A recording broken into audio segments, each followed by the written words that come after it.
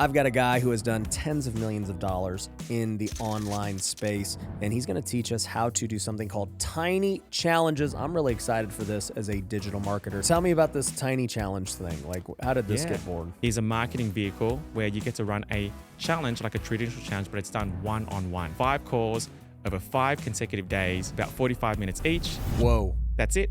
If you are in the coaching space, if you are selling courses, if you're trying to sell anything, I think that this is going to be an interesting way to go about it that not many people are doing. Long story short, I mean, we've sold 600K offers since then and $1 million offer.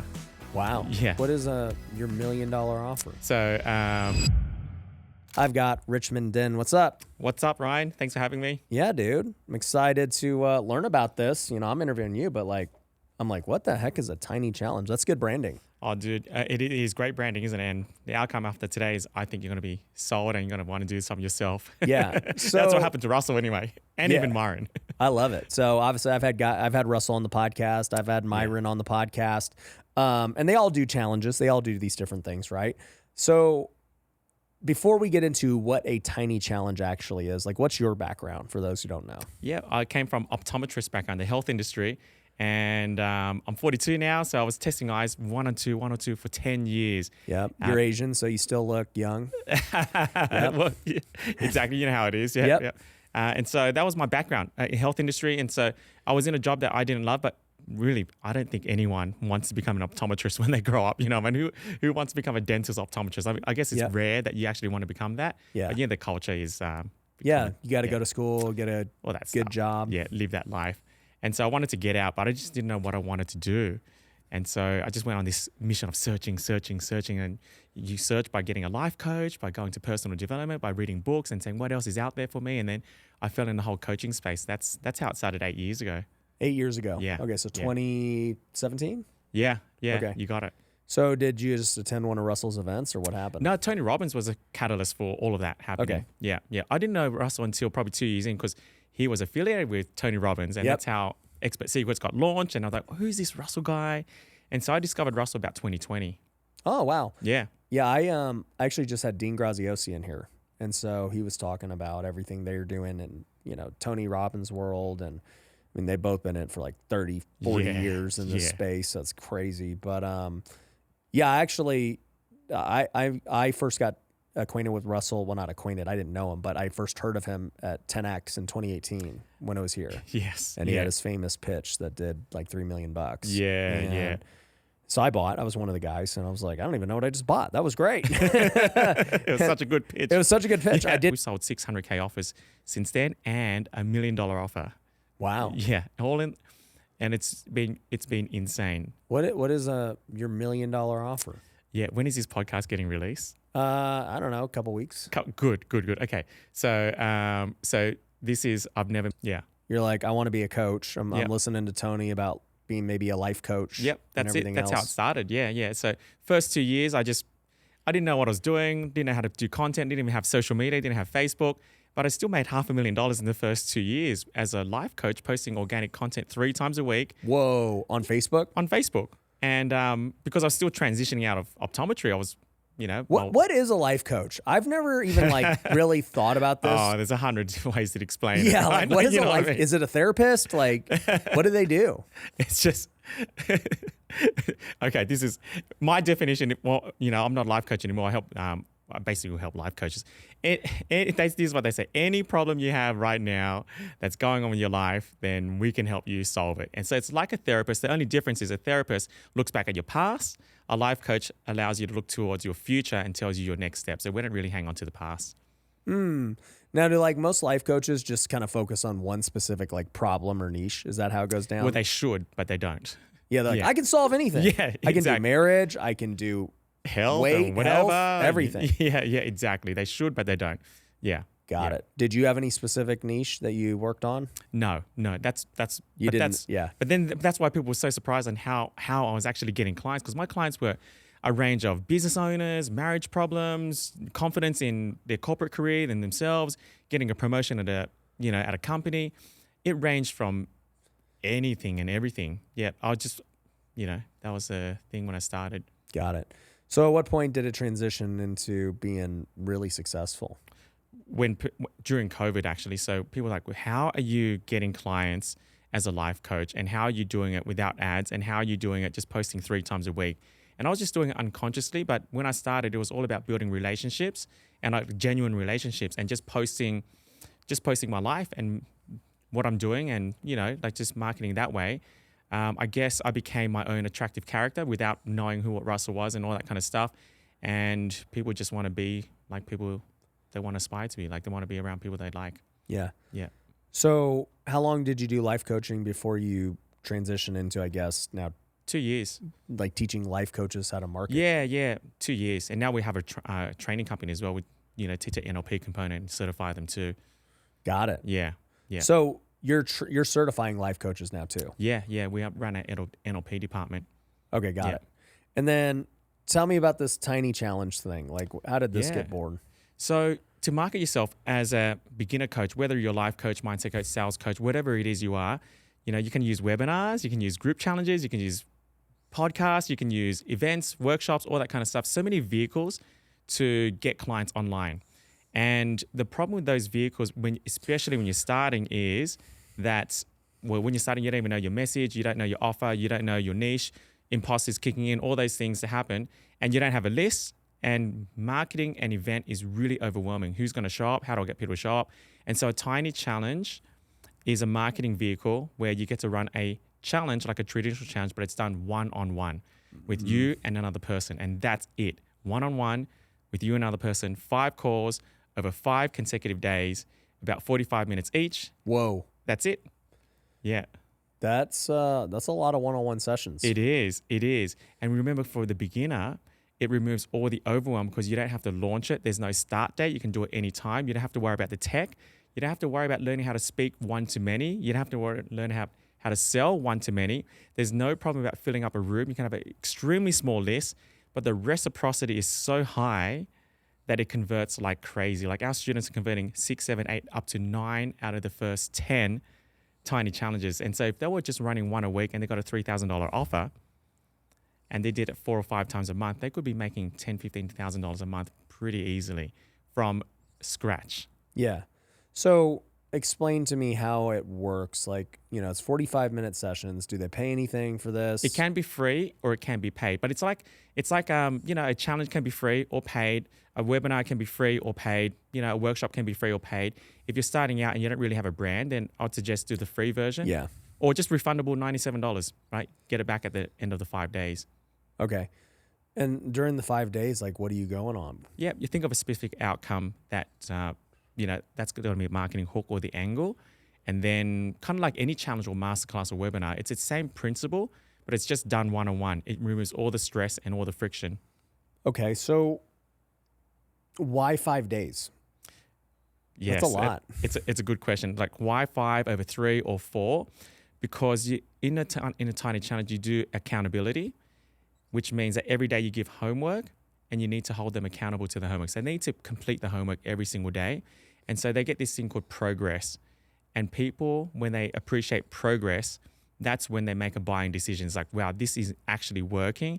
I can see it work for me. And then the sale is made. And you don't get much progress from having 3 days. And so you get more reciprocity, more progress. And so 5 days converts better.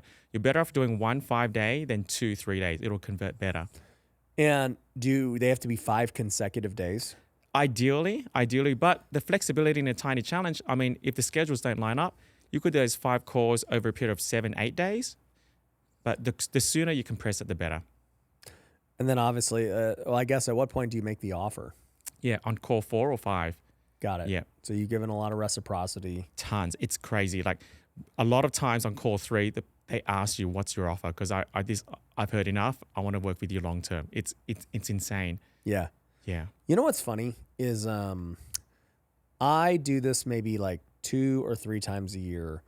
Not this, but a similar thing where I say, hey, you know what? I'm opening up my calendar, 45-minute one-on-one call. And it's $1,000.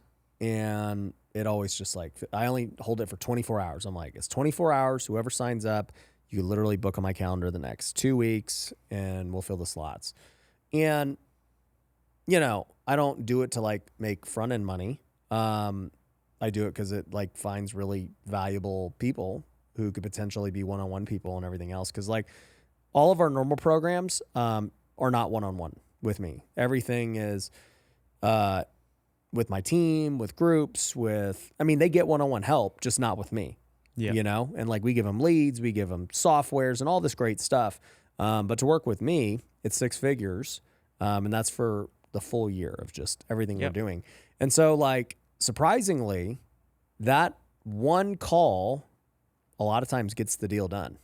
Yeah, that one call. But I'm thinking about it in context. I'm like, yeah, I probably, if you did 3 or 4 or 5, man, well, they'd probably be really incentivized to want to go deeper. Yeah. Well, how many one-on-ones do you would normally take? Because I've got a crazy model for you to scale that. Okay. Yeah, if you're open to honestly, listening. I don't really like having a ton because I mean, maybe I have like 10 right now. Yeah. And then you could probably sell VIP days and all that kind of stuff if you're doing anything like that. Yeah. So how you scale one-on-one coaching, the tiny challenge is, and this is what I do now. I'll pick a person, I'll say, I'm going to work with you one-on-one for five days, 5 calls, 45 minutes each. I'll charge $5,000 for it. So it's like $1,000 a call anyway.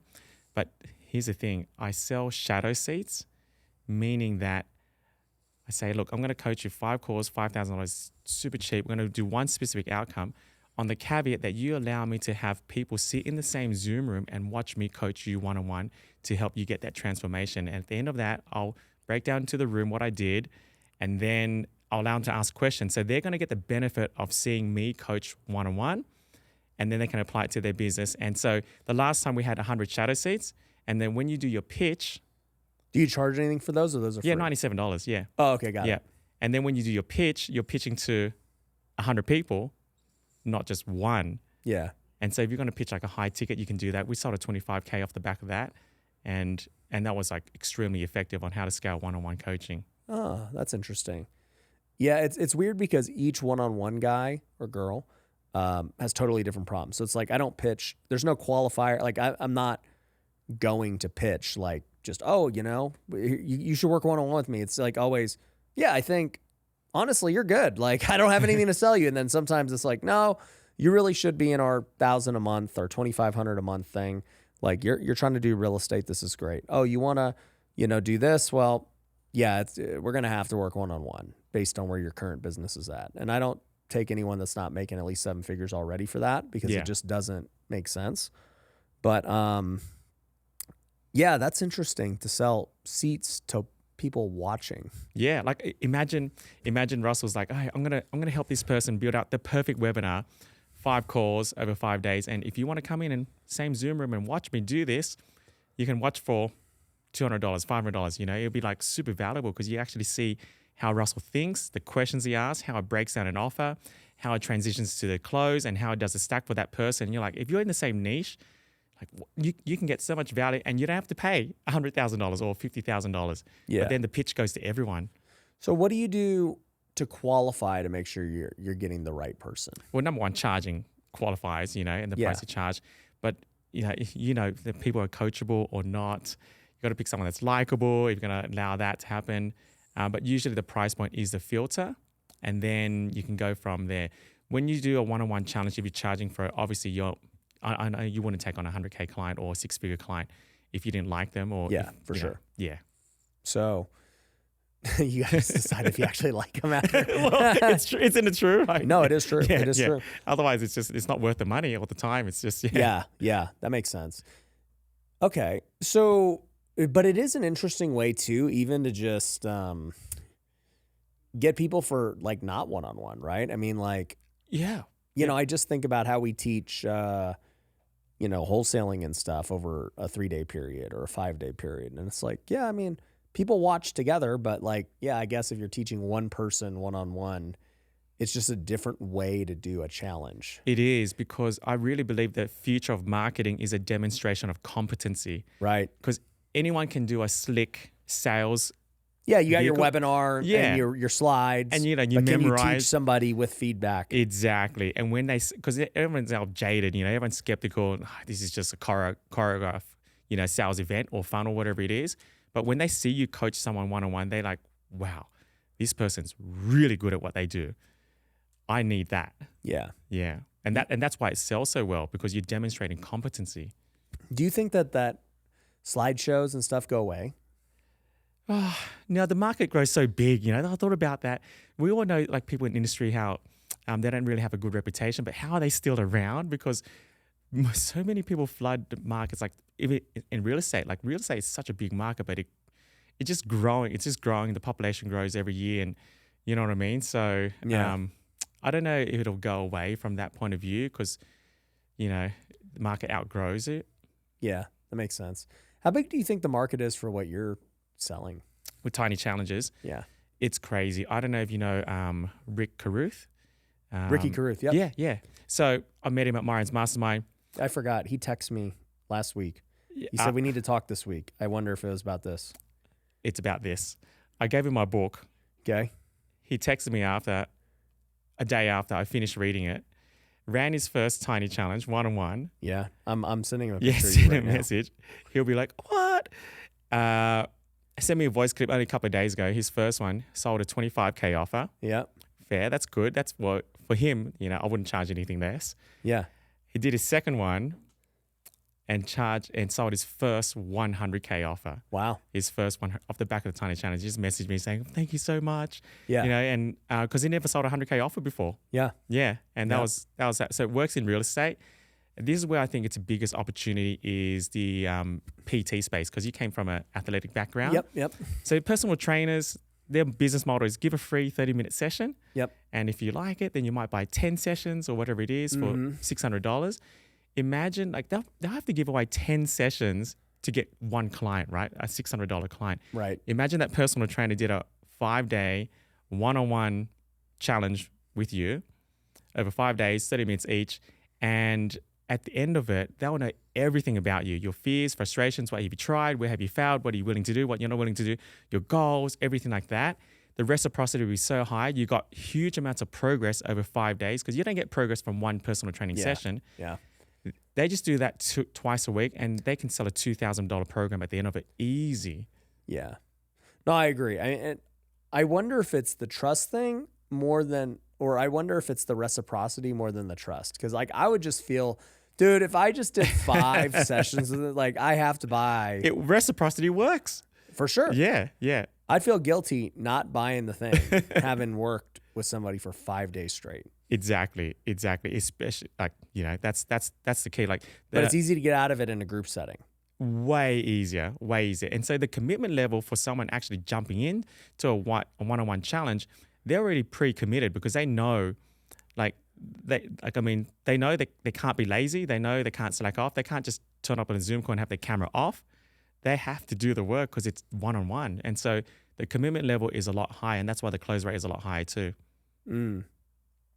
Is there anything else to know with it? Obviously, so you wrote this book. It just came out? It's coming out in a couple of days' time. Okay. Yeah. But so by the time this launches, it'll be out. 100%. Where will they get it? tinychallengebook.com. tinychallengebook.com. tinychallengebook.com. Cool. Yeah. I already got it, so I'm going to read it. So is there anything else that people should know about Tiny Challenges before they get the book and, check you out and everything? It is like, so if you haven't made your first 100K online, you need to run this model, because, for example, filling up a webinar or filling up a group challenge, if you want to try to get 200 people registered, that's overwhelming for a startup. Yeah, it's a lot. Yeah, and 200 people registered, 20 people show up, 10% show rate. Yeah. Half of them have their camera off. Yep. You need to learn speaking, selling, everything like that. You might close 1 or 2 people from that. And then if you bomb it, you got to wait another cycle to start again. So imagine those 200 people. You don't even need 200 people to run a Tiny Challenge, but you only need like 3 or 4 a month. And it's so easy to get started. So I would highly suggest this is the first place to start for any person starting online. But as you scale, then you can run the shadow seat model and then do a paid Tiny Challenge and have people sitting in the room and watching you to scale through that. There's not much. What was the second thing you said? Shadow seat? Shadow seat. Oh, the shadow seats. Yeah. Yep. Okay, got it. So, are you doing tiny challenges to sell tiny challenges? I am. Okay. Yeah, I know. It sounds funny. Well, I sold my mastermind. I don't really sell tiny challenges much. I sell it through a webinar, right? Right. Because right now, it's such a new concept. But when I do, like at some point, I will run a tiny challenge and have shadow seats on it. I'll actually coach someone one-on-one over 5 days, demonstrate competency and have shadow seats. And then I'll sell, okay, if you want to learn how to do this for your business, then here's a course. Like that's going to be how it's done. On your webinars, are you just, what is it, a 2-hour webinar where you're just selling? Yeah. Typical Russell Brunson model. Okay. Yeah. I don't know. I honestly don't even know his typical model. Like, I mean, I know. It's funny because when I first bought his thing, this 2018, right? He's talking about the perfect webinar. And he's got a linchpin. Yeah. I watched Expert Secrets or I read it and I was like, okay, this makes sense. But like, then I remember I ran my first webinar and nothing happened. And I did it once and I quit. And I was like, yeah, this sucks. Like this education digital thing's fake. And then for 2 years, I didn't do anything for 2018, because I was flipping houses. I was making a ton of money. Yeah. So I just didn't care. Then, I mean, legitimately for years after that, even once I got good at digital marketing, well, I can't even say I got good at digital marketing. I got good at content. I just got good at making content, and that led to all this organic stuff. And then I didn't really become like a digital marketer until 2023. Yeah. And I was like, oh, that's a challenge? I don't know. That seems like a lot of work. Like I just didn't want to do any of it. And then you did a webinar every week for a year or something. And that was last year. In 2024, I just started doing webinars every day, or not every day, every week. And I was like, okay, I see like now 7 years later, like, okay, I see why people do this. Yeah. And it's still working. Well, the thing is, I think, and this is a good point, is you can get traffic to your business in many different ways, right? Like, so when people are like, is it a webinar? Is it the tiny challenge? Is it the workshop? Is it the social media content? I'm like, it can be any of them. Yeah. Like they all can work, right? Yeah. And, for me, I was just focused on content. So I never had to learn all these other things because content worked so good. Yeah, exactly. And the key is to pick one. Yeah. And then master that, and then you can, branch out. But I will say, I like the idea of this, especially for beginners. 100%. Like it just, to me, it makes sense. It's like, if somebody is willing to work with you for 5 days, they're buying. 100%. And it's easy for the beginner too. Like, they don't have to worry about filling up a room. Yeah. And their time isn't valuable yet. So exactly. Yeah. And they have to trade because they don't have money. They have got time. So yeah. But what do you think about guys at scale? Because it's like their time is very valuable. So like, I know you said Russell's doing one. Did Myron do one too? Myron hasn't done one yet. Okay. Yeah. I think he's close to doing it. I don't know how much he would charge, but Russell did it for $100,000. $100,000 tiny challenge. So when he did 100,000, he charged somebody $100K for 5 sessions. Yep. 5 sessions, 5-day challenge, one-on-one with him. What did he sell? He wanted to pitch a $250K offer, but then he ended up thinking, well, can't really be bothered anymore. So he was happy with $100,000. So wow, that was legit. He was going to pitch a $250K offer. He was just like, it's all good. Yeah, $100,000. That was fun. Yeah, that was fun. And he did it twice. And but he could have pitched the $250K offer. He probably could have pitched a $1 million at that offer, point, right? isn't it kind of like, it's like, you're going to get 5 sessions with me for $100,000. Like, that's kind of like, my time is worth $20,000 an hour. Yep. We got 5 days. We're gonna smash out your challenge or your webinar and build it all out and get it converting. It's worth it.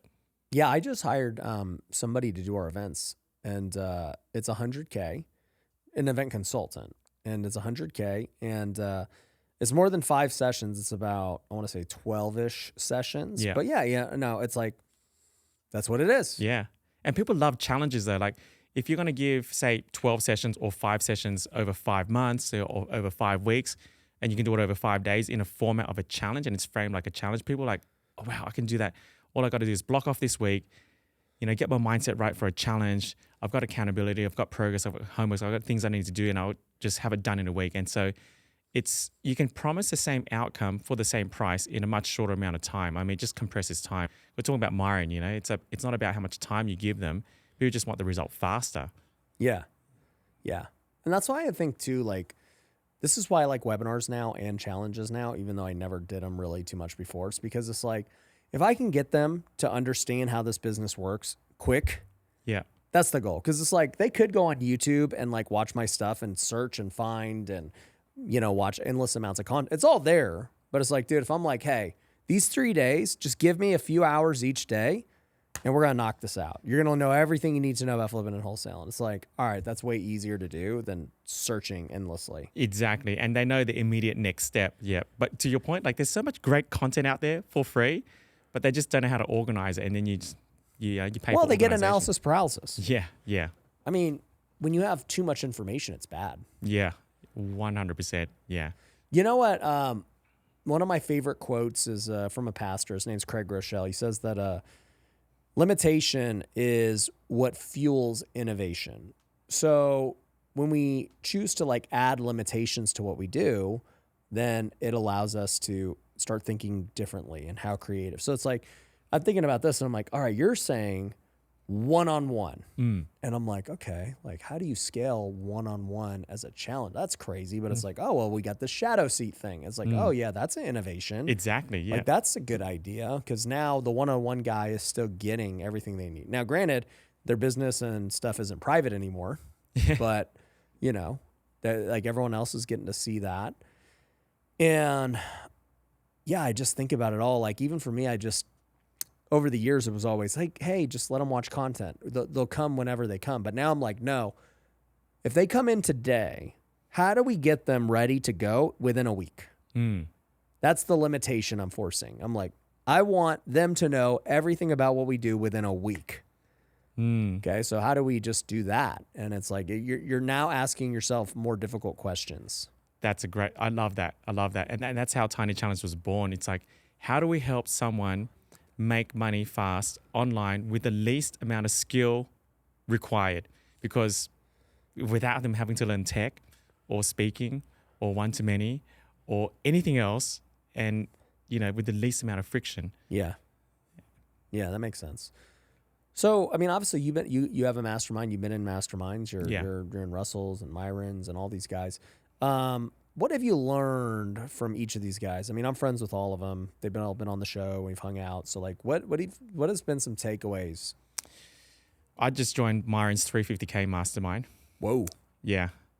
And in Australian dollars, it's 550K.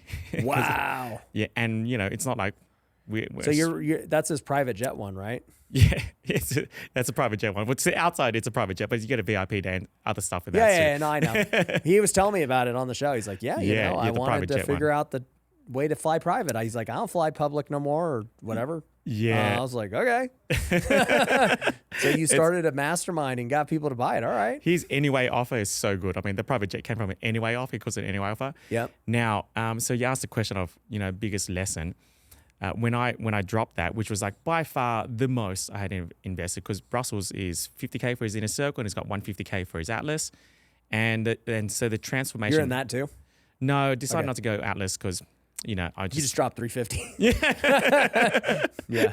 Exactly. It wasn't a price thing. It's more, I got more value. You have a ton of stuff right now going on. Exactly. And Myron's, the thing about Myron's is it wasn't really more time commitment. It was more, I guess, how do you say, just looking for those little tweaks that make all the difference. Yeah. And Myron's all about how do I give you the value without you having to spend more time on it. And so the transformation happened when I dropped the money. That was a value. When you spend that much and invest that much in yourself, you become a different person. And it's like, it's the ultimate level of congruency. And so you just feel different. You are different. And I said to Myron, I've only been here for like a week and I've already got my transformation, because when I dropped it, I just felt like a different person. But long story short, I mean, we've sold 600K offers since then and $1 million offer. Wow. Yeah. All in. And it's been insane. What is your $1 million offer? Yeah. When is this podcast getting released? I don't know, a couple weeks. Good. Okay. So this is, I've never mentioned this on a podcast, but we're getting all our ducks lined up in a row now. Got the trademarks, we got the domain, which is good. So we're launching the world's first speaking competition with $1 million cash prize. It's called Next Top Speaker. Okay. And so we got the nexttopspeaker.com and the trademarks. And so that is going to be, where they go to apply. It's kind of like X Factor. It's going to be like judges and, people in our industry who are great speakers are going to judge the panel. And so we secured $1 million sponsorship deal. Whoa. Yeah. So the winner's going to get $1 million. Yep. and they're going to just be a top speaker? Like what kind of speaker? Yeah. So it could be in various niches, or, it could be real estate. It could be personal training, it could be health, it could be coaching industry, it could be personal development, whatever it is. Like they're probably mostly going to be coaches and experts, because that's kind of the industry. Can I compete? Yeah, Russell wants to compete. Yeah, I want to win $1 million. Freak, man. Like Russell's like, I want to compete. Yeah, I'll compete right now. Well, Russell's probably going to be a judge, so I don't think he's going to compete. Yeah, well, good. I don't want to be a judge. I want the $1 million. I don't care about being a judge. Yeah. So that was one of the things we're like, if we do this, we're going to have beginners trying to compete, and we're going to have people who already know how to speak. So how do we? Like I'm coming in. You can come in. That'll be great. And plus the branding and the marketing and having the title there also just opens up so many doors for you. I won 20. I am the top speaker. That's of the world. Of the world. That's 100%. Like that title there. So that's what we're launching in the next couple of months. We just had to get all our ducks lined in a row. And so is it going to be on like YouTube or TV? Like where's it going to be? Yeah, we haven't figured it out whether it's going to be on YouTube, but most likely YouTube. And then we're going to build a studio. And then, the long-term plan is it's going to be a sellable asset to probably some reality kind of angle. It's an IP play. Yeah, totally. Cardone had something like that he was doing at 10X. Yeah, like a speaking comp or something like that. Yeah. And what happened there? I have no idea. I have to ask him. Yeah. But I just remember maybe a few years ago, they were filming it live, like on stage at 10X. Yeah. Wow. Okay. Yeah. Interesting. It was, but I think it was, maybe it was called, you know what his was though? It was a TV show, and it was the finale at 10X. Right. But I think it was called like America's Top Speaker or something. Right. Look into it. I don't know. I can't remember what it was. Okay. Interesting. Yeah. I'll look into it. I wonder why it stopped or... Well, I think he filmed it, but it, as you know, like if you're going to go pitch to TV and all this other stuff, it could take a long time to actually release it. Yeah. Okay. Fair enough. Yeah. So that's the goal. I mean, obviously the back end of that is a speaking course, $5K, and then ascend to the $25K. And, that's the back end model. So the front end model, we can probably self-liquidate from sponsorship deals and all that kind of stuff. But it's the back end, which is selling our courses and how to become a speaker. Got it. So how many just different niches do you guys have? Because you're talking about, you got this tiny funnel thing, then you have the life coach thing, and then you have learn to speak. Yeah. So our avatar is 0 to 100K. We help coaches get to the first 100K. That could be in any niche, whatever coach they are. If they have not made their first 100K yet, that's what we help them with through tiny challenges. And the speaking is it's going to be broader. It's just a broader category. I'm doing it with one of my business partners who's a speaking coach, and she's already crushing it in the industry. So got it. Yeah, she's going to be running she's fulfilling most of it. Got it. No, that's super cool. So with Myron, you learned, you just put a boatload of money down, and you're just like, all right, this is making me think different. Yeah, like you said, limitation creates innovation. And so it was kind of like that, when you put that much down, and the first thing that goes through your mind is, how do I make this back? How do I make this back? Yeah, I got to make this back today. Yeah. And so there was no way we would have thought of $1 million offer if I didn't even put down, $350K. There's no way. I would just... Yeah, it forced you to think how to make it back. Massively. Yeah, when Myron was here, we were talking about throwaway offers or anyway offers or whatever it was called. Yeah, anyway offers. And I was telling about this golf with me thing that I built, and it's done lots of money for fun. Yeah, so play golf with you because you're playing golf anyway. I'm playing anyways. He's like, oh yeah, that's great. That's awesome. How much did you charge for that? You might well, I mean, at first, this is how it started. So this was 3 years ago. I started golfing, and I was like, man, this is so fun. And I was just thinking when I was and it wasn't arrogantly, but I was like, I bet you people would really want to come golf with me. Yeah. And I was like, because think about it. You could spend 5 hours with me just having fun, talking shop, in person, building a relationship. And I'm going to do it anyways. So it's not like it's actually time out of my day. Yeah. So I was like, I don't even know what anyone would pay for this. But I mean, I was like, man, but if someone I really wanted to learn from offered this, I'd pay a lot of money. Have you ever tried auctioning these things? I haven't tried auctioning it, but at first I was like, yeah, I would pay if back at that time, I was like, man, if like Grant or someone did that, like I'd pay tens of thousands of dollars to do that, right?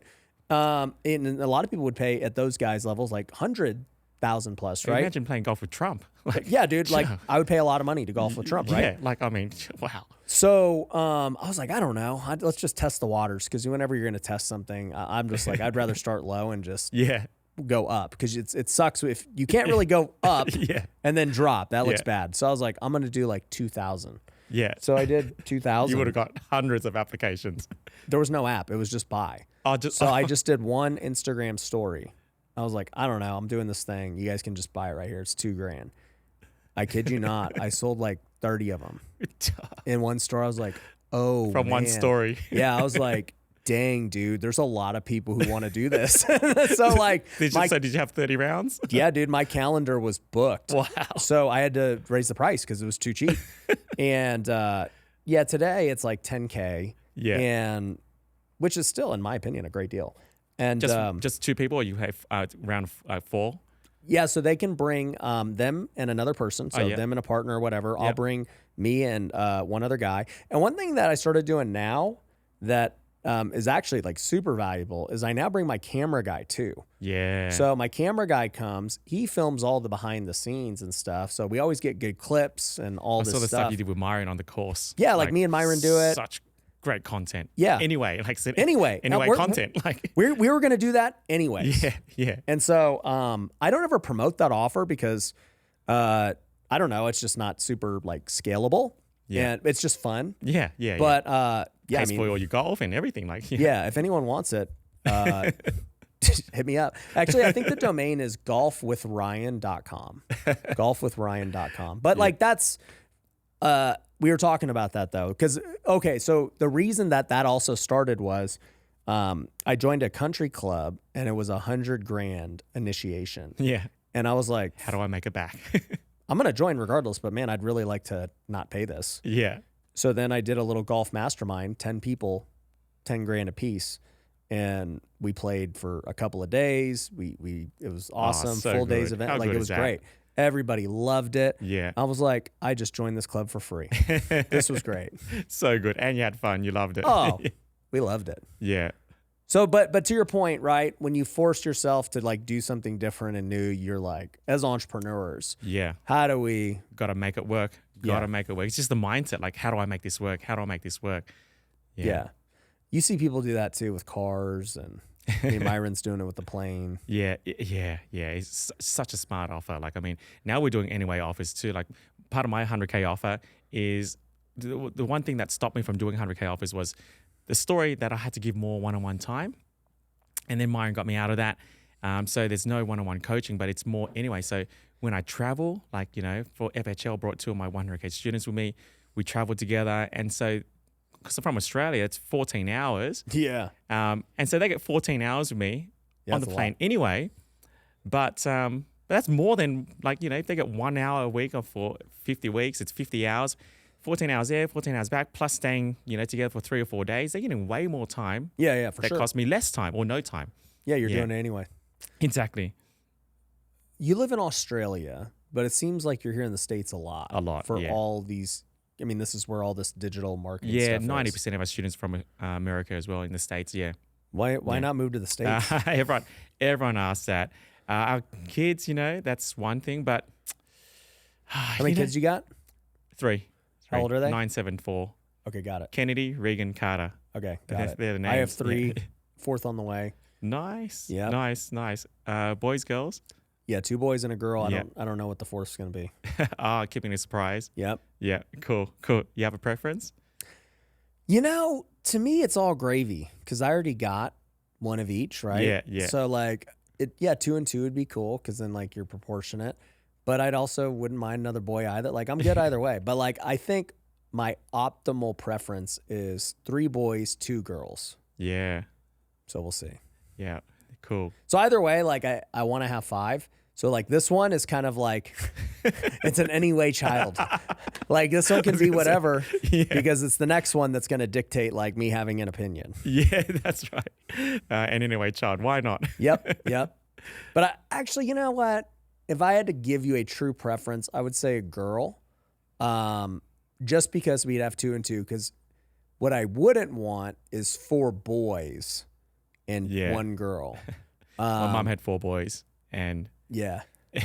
I mean, I'd be happy either way, but like my preference would be if I get a girl now, then I'm guaranteed either 3 boys and 2 girls or 3 girls and 2 boys. And I would rather like have that out, like that be the potential outcomes versus, okay, we got 3 boys and 1 girl. We might end up with 4 boys, 4 boys and 1 girl. Yeah, exactly. Yeah. And when you get 4 boys together, Oh yeah, nothing good happens. riffraff, dude. Yeah. So, I mean, what's your plan now, like for growing your business? I mean, obviously you're doing this TV show, this $1 million thing. You are, you know, you've got this new challenge model that you're pushing. I mean, do you have a goal of like, man, do we want to get to doing 10 million plus a year, or 20 million plus a year? Like, what is your vision? I believe Tiny Challenge is at least $250 million a year. $250 million? Yeah, 250 million. Because when you think about it, it's the first starting point of every person or coach and expert who wants to make money online. Like it's even before running a webinar. It's even before running a group challenge. It's before. Yeah, this needs no digital expertise. No, it doesn't. And so you think how big the industry is, and it's just the coaching industry. Coaching. Yeah. It's huge. And if that becomes the first step of every person in industry, how big is that? That's huge. Yeah. But it has to, because it's the least friction. It's the easiest, simplest way to get started. Yeah, so you're really just going to target all the beginners with this. 100%. Yeah. Yep. Every beginner, there's no reason why they cannot do it. But every other model, there's 100 reasons why they can't do it. And that's true, because they need skills to do it. Building a webinar is hard. Building a group challenge is hard. They're all hard. Workshop is hard. Like one-day event is hard. Like all those things are so much harder. One-on-one, 5-day challenge, 45-minute course. Anyone can do that, and they can get started now. Like it's so we really believe it can hit multiple 9 figures from this model in just this one industry, and then you can cross over to other industries as well. I'm just curious how you think about, all right, so like, let's just say you're right? The total addressable market is, 9 figures. Yeah. How do you go about selling to that many people? What would your plan be? How many different funnels and variations do you think you'll need? Well, it's kind of like leadership, right? And you have a lot of people on your team. Yeah. It's selling, not me selling it, but selling it to industry leaders and influencers. Say, well, your next step is to do a tiny challenge, and well, obviously Russell and Myron and Pedro, like they were like, when you're starting out, do a tiny challenge. Or do a tiny challenge. And if Tony Robbins gets onto it, and it's like, when you're starting out, if you haven't made 100K or even 10K, do a tiny challenge. So if they're all saying that, then that's kind of the marketing done for you, right? Huh. So, yeah, I'm just wondering at scale, what would you suggest I do if I was to do it? I don't know. I don't want to say at scale, but like, do you charge like Russell and just like the front end is great no matter what happens? And then obviously there's a back end. That's got to be the only way to do it for like somebody who's already established. For sure. Correct. Yeah. For someone who's already established, do it that way. Yeah. Yeah, that makes sense. Because I kind of already do that, but I don't do 5 days. It's just like one day. Yeah.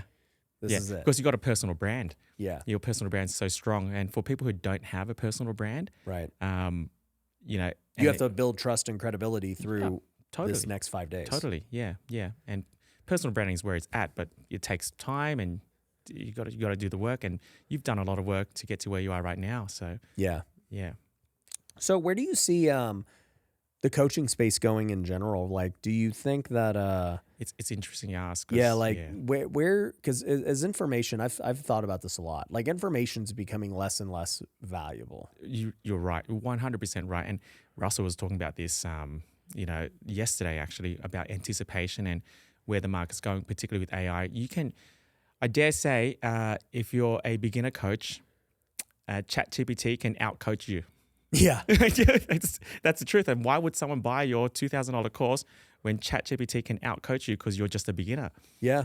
And so it comes a point where why buy a tiny challenge course when I can just chat GPT on how to do a tiny challenge? I can probably do that. Yep. And so where's the market going? It comes down to personal branding. And Really, that's the conclusion. that's the conclusion. Number one, personal branding, and also being a person who has access. So people will pay for access and over like knowledge. And so, because knowledge is going to be free, it's going to be easy. That's what I'm saying. Like Yeah. the way that we thought about education over the last bunch of years as being the information, the knowledge. I'm like, people don't pay for that. Especially not now. It becomes easy to get. And so access and personal branding, that's the key. And selling experiences, like, golfing days with you, jets, like people just want that. Yeah. And if you've got a strong brand and you've got access, then that's what you can do. So what would you say? Because I don't disagree with you. I had Ty Lopez in here a couple of months ago, and he was talking about... He's coming back strong, hey? Like he's just going hard he's talking now. about like personal brands important and AI and all these things. And yeah, I mean, I've thought about a lot of these things, and I'm like, why would somebody want to join my coaching today, right? Like there's so much content out there and everything else and all that. And it's like, I only see 3 reasons. You hit on one of them, is that nothing will ever replace like the experience of something, right? I mean, that's why families go into debt to go to Disneyland. Yeah. It's like, I saw the stat that like over half of Coachella was financed. Wow. Did you see that? No. Yeah, dude, they bought like it was like 60% of Coachella tickets were sold on buy now, pay later. Wow. And I was like, wow. That's probably increasing too, right? Yeah. And it's like, that makes sense. These people are not in good financial positions, but they're willing to do it for the experience. Like that experience is so important to them that they'll do it. And so I think that experience are one thing. So it's like, if you're really good at throwing events, there will always be a place for gatherings. Yeah. So like we're really good at that. We do golf, we do massive events, both in the business space, the Christian space. We do Mexico trips every year. Like we do cool stuff. So I do think that that's going to be a thing. I think the second is services. So I'm thinking less about the information and more about the services that are required to implement the information. And so I think Russell was very ahead of that with ClickFunnels. He's like, hey, I'm going to tell you how to do this, but you need this thing in order to do it, right? Yeah. And so... kind of what Dan Mattel does, like, just best way to scale is through software or tech, right? Yeah. Yeah. So it's like, if I can give people the things that they're going to need. Okay, so in real estate, what do you need? Well, you're going to need leads. I'm going to give you leads. You're going to need a CRM. I'm going to give you the CRM. You're going to need funding for your deals. I'll give you the funding. I'm going to give you everything you need. I'm going to monetize every part of the transaction. And you know what? Basically, I'll just give you the information for free. I'll give you the coaching for free, because if you can do deals, you're going to need more leads. You're going to need more fun. You're going to need more of the services that you're going to have to pay for regardless in any transaction. So I'm really believing that services are something that's the future, because those will never go away. They have to happen regardless. And so if I make my education free and I'm making money on services. And that whole business model, I mean, the valuation of that kind of it's model. Recurring. Yeah, it's huge. Like it could be like 20 to 30 EBITDA. So I'm betting on that for my own business. And then I think the third thing, so I said experiences, services. I do think that I agree with what you said about access. So it's like every single person you mentioned, I'm pretty good friends with all of them. And it's like being able to access all of them, like literally right now, this very moment. You name anybody up there. Ricky actually texted me back, just by the way. I heard you sold 100K, dude, because I did. He said, that's my boy. So he's such a cool guy. Yeah, he is. So, and now he's a golfer too. Him and Myron. But he's like, it's like being able to have access to anybody is really, really valuable. And so like, in turn, if you can have access to other people, it then helps everyone else that has access to you. Yeah. And so I think being I don't know the best way to say this, but like just we know it's true. Having connections, essentially, It's everything. and call that personal brand, because they kind of go hand in hand. If you have a personal brand, it gives you access, it gives you connections, it gives you things that no one else really gets to have. Then it's just it's like, man, if I can aggregate everyone's information, if I'm talking to Russell and Myron and Dan and all these guys, and I'm hearing all these different things, I can be an aggregator of information and start to think about things very differently. Totally. So I don't know. That's kind of what I think. I agree. I think social media is interesting. What do you think? Yeah. Well, number of subscribers doesn't really matter too much these days anymore anyway. You can have 1 million followers and then, only get like 5,000 views on a video. You know what I mean? It's all based on attention marketing. It's a good question. Yeah. I'll tell you what I think. So I've been doing it for 5+ years now. And obviously it's been very good to me. It's gotten me in great rooms. It's gotten me, great things for my business, all the things we're talking about. And I think that what you said and what Ty said of like, having a brand is a super valuable thing, because in the future it's like, you can go out to the market and kind of like sell anything. It just is what it is, right? Because people know, like, and trust you. And, in the end, right, is everything going to work out? No, that's not the case in any business, right? I've had plenty of things that haven't worked out, but I've had a lot that have. And either way, I think transparency is like what continues to build trust, the wins and the losses. But I'm grateful I made the decision, because now I'm at a point where I'm not like so concerned about like just growing it massively. I want it to be better. So that's not like what I'm saying. But what I am saying is like, it's reached a point where it's like, it's kind of diminishing returns to put a lot more focus on it, because I've kind of reached a point where it's like, great, like I have access and enough recognition to like, if I run an ad, people kind of probably recognize. So working so hard to get more organic views isn't like the best use of my time.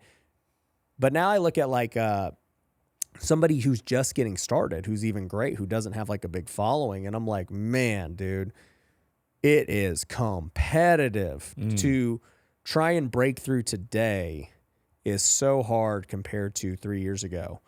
And obviously 5 years ago was even better, right? Exactly. It's probably why I did well 8 years ago. Yeah. Like, I mean, like nobody was doing it. Yeah, exactly. Facebook Lives was a totally brand new thing. Yeah. I started when Facebook Lives just came out. And so my lives got a lot of views. Yeah. Now I had no following. It's so hard. And it's like, I don't say it to discourage anyone. I just say it as the truth. It's like the way I see it going now and going forward is I used to think social media was like the new version of Hollywood, where it's like democratized. Anyone can get in. Talent will prevail. You don't have to, go through all these circles to get famous and be known. You could put on a camera right now today and get famous and be known. And that was true. We saw it with all these TikTok stars. We saw it with entrepreneurs. We saw it with entertainers. And like it basically made it so that anyone could be known. But I see it becoming more commercialized and Hollywoodized. And the reason I say that is because it's now like the standard to break through is like pro level. Yeah. That didn't used to be the case. Before it was like, oh yeah, you can like actually turn on the camera. You can't afford to put out bad content anymore. You have to be legit to stand out. And then you got to have all the bells and whistles of the, everything. Well, and you have to have the track record. Like, why am I going to listen to this guy? What's he done? Everything. Because I can go listen to other people who have way better content, who have accomplished way more. Yep. And I only have so many hours in the day, so I would rather listen to them. Yeah. Have you thought like if you started all over from now, like today's market? It'd be so friggin' hard. Yeah. What's your first step to make your first 100,000? You know what I mean? Like. Yeah. Yeah. I'm running a tiny challenge. That's it. Market, get 1 view, 1 like. That's enough. No, but for real, right? But it depends on your goals, right? So it's like if my goal was I need to make money right now today, then yeah, I would probably do something like a tiny challenge. Yeah. If my goal was, hey, like I actually have money and resource to put out content and try to like really build this? Because we know that long-term wise, brand wise, like it pays if you can make it work. Yeah. But it's like, man, dude, Instagram is super competitive. TikTok's not what it used to be. There's lots of podcasts now. Like, you got to break through the noise. Yep. And it's not discouraging. It's just like, I think you reverse engineer what your goal is. So it's like, is my goal to make 100K? If that's the case, you don't need a brand. Yeah, no, you're right. You don't need a brand. You could just do this. So it's like, if you're spending all this time to try and build your brand and break through the noise when you aren't even making money, it's like, bro, nobody's going to listen to you. Yeah. Like, you don't even know what you're talking about. You're trying to build a brand. You're thinking that's going to sell a product that you've never even sold. Like, none of it makes any logical sense. Yeah. So it's like, no, I would never do that. But then again, this is the other hard part. And I've seen this. Let's say you're a very successful business person. You're like, well, dude, I want to make content. I want to create my brand. Like, I want people to know me because I'm very experienced. Dude, I've met billionaires who are doing this, who have asked to be on the show. They have no social following or anything, right? They're not good on camera. They're not entertaining. But obviously, they've killed it. Yeah. Right? And I look at billionaires an extreme example, but I look at somebody who's even made $10 million, whatever, right? And it's like, they're going to have to go learn a whole new skill set to go try and make it in this world. When the reality is they're probably just better off just doubling down on that. Doing their thing. Exactly. Because it's like, what's the point of doing this? Are you doing it because you want to grow your business? Well, you'd be better off just doing what you do. Kind of like your first webinar. It's like, well, I'm already doing well. Yeah, that was the point. It's like, and it was the right choice. Yeah, exactly. Yeah, it was the right choice. I'm just going to stay doing what I'm doing. This is like a headache, right? This is a distraction. So it becomes hard for people to break through who are ultra successful too, because those people don't have to do it. Yeah. They're already good. Yeah. So I'm like, where does the new talent come from? Because newbies aren't going to break through in the I'm talking business space specifically. Yeah. Nobody needs to listen to anybody who hasn't done anything like on social media. Now, if you're going to go be a life coach and like help somebody, like that's a different story. But I'm just saying, like, consuming content wise, it's hard to listen to somebody new. But on the other hand, these super experienced guys who are doing way more money than these online influencers, it's like, well, your content sucks. Nobody wants to listen to you. So, and by the way, it's probably not even worth your time to make this. So like, I'm thinking, where does the blood come from? It's like, has to be this in between of like somebody who's done well, but somebody who hasn't done so well. Yeah.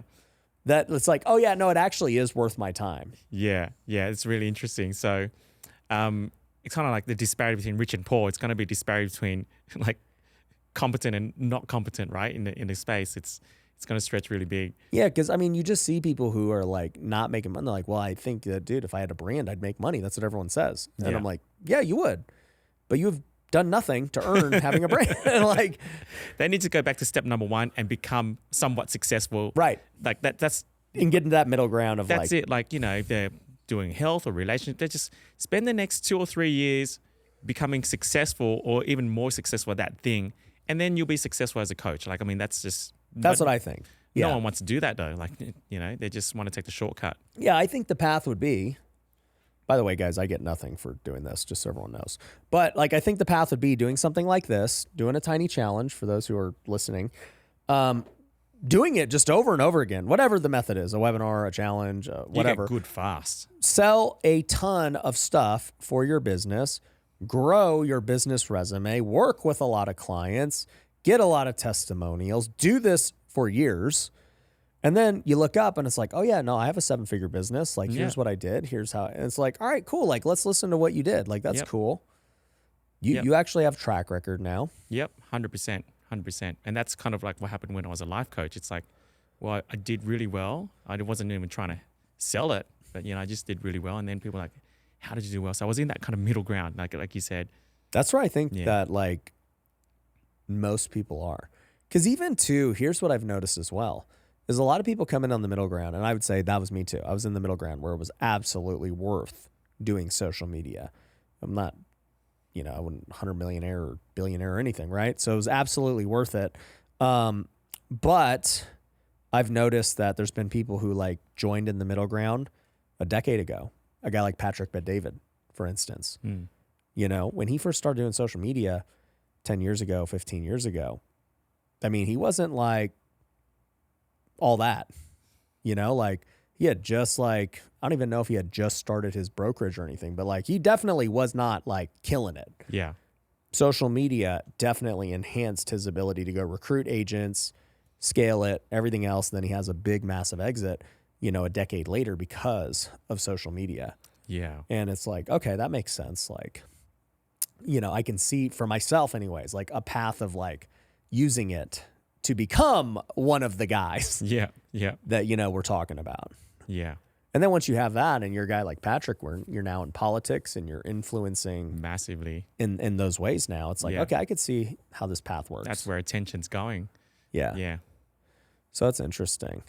You know, as we kind of wrap up here, what are your thoughts on just like coaching in general, like with what coaches need to do to be successful? Because there's a lot of people watching this who are, you know, brand new coaches, or they, you know, maybe they're real estate guys who want to start coaching, or other guys. Like, what do they need to be like? What don't they know? Because people just think you print money because you just sell. What they don't know is what most people don't tell them. You know, metaphorically speaking, like their breath stinks. You know. It's like, you know, just go work on yourself. You know, work hard on yourself. And when I say that, I don't mean like, you know, your mindset and stuff. I mean like get actual results in your own life, and do that, because most brand new coaches out there, like you would never ever want to buy from them, but no one's going to tell them that. So you go work hard on yourself, whether it's in your relationship, your health, and all that. Like my first coach, Scott, said, the world does not need another fat, broke, divorced life coach. Like, you know what I mean? Like it's just, and there's too many brand new, fat, broke, divorced life coaches. Wow. And so I guess when I was a life coach, I wasn't fat, I wasn't broke, I wasn't divorced. You know what I mean? Like and thus you were successful. Yeah. Well, yeah, you know, I had strong values, a person of integrity, all that kind of stuff. So really work hard on yourself. I'm not saying to be perfect, but work hard on yourself. And if it means spending 2 or 3 years doing that and getting your stuff in order, you know, then go out there and start, because that's the beginning. There's so many broken people getting into this space because they think it's easy, but it's not. So the easy path is the hard path. And it goes back to what I was just saying for like a lot of these newer people, or people who have had temporary, or, you know, I don't know, just recent success. It's like, dude, still nobody wants to listen to you. Yeah. Like, your track record is what makes people want to listen to you. Yeah. And I say, like, you know, what first 100 testimonials is you. Like, you are worth more than 100 testimonials. Like, oh yeah, I should look at you and be like, yeah, yep, I would like to. I would believe, or whatever. You know, if I want a fitness coach, if I look at you, I better be like, dude, like, yeah, I would like your physique. Yeah. Like, what's that guy, Ashton Hall? You seen his stuff? Yeah.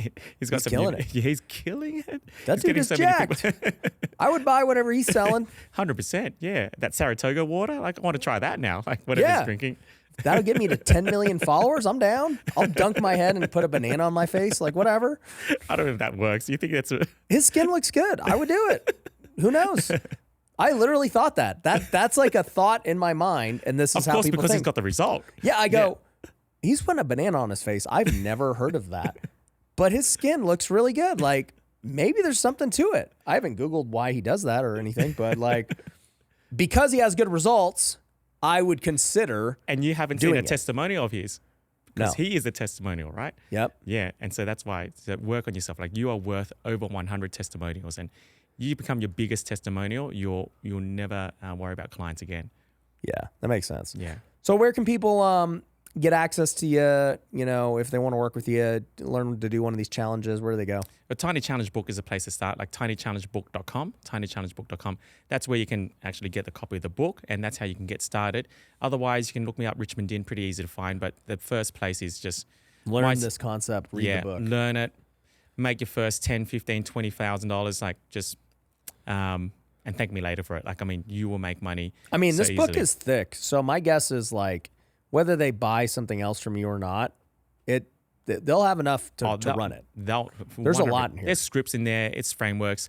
It keeps the course tight. Like the problem is if you are running it without a framework and you're a beginner, those calls could blow out to 2 hours long because they don't know how to keep the course tight. Right. And so at least follow the framework so you can actually save time by keeping the course tight, you know? Yeah. Yep. And then that way it leaves people also like, okay, we're going to cover that tomorrow. Like, exactly. It keeps the intrigue and the desire. Totally. And, respect your time and all that kind of stuff. Yeah. Makes sense. Well, guys, tinychallengebook.com. Go check it out. Go follow Richmond. Hope you enjoyed this podcast. We'll see you on the next one. Peace.